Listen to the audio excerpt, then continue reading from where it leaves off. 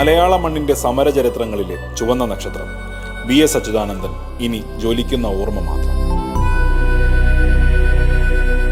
മുഖ്യമന്ത്രിയും പ്രതിപക്ഷ നേതാവും പുന്നപ്ര വയലാർ സമരനായകനുമായി, ഏറ്റവും തലമുതിർന്ന കമ്മ്യൂണിസ്റ്റ് നേതാവായി, പതിറ്റാണ്ടുകളോളം രാഷ്ട്രീയത്തിൽ നിറഞ്ഞു നിന്ന വേലിക്കകത്ത് ശങ്കരൻ അച്യുതാനന്ദൻ എന്ന VS അന്തരിച്ചു.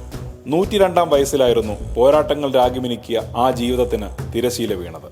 CPM-ന്റെ രൂപീകരണത്തിൽ പങ്കാളിയായവരിൽ ജീവനോടെ ഉണ്ടായിരുന്നവരിൽ അവസാനത്തെ കണ്ണി.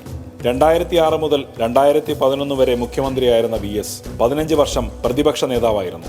1946-ൽ നടന്ന പുന്നപ്ര വയലാർ സമരം VS-ന്റെ രാഷ്ട്രീയ ജീവിതത്തിലെ നാഴികക്കല്ലായി മാറിയിരുന്നു.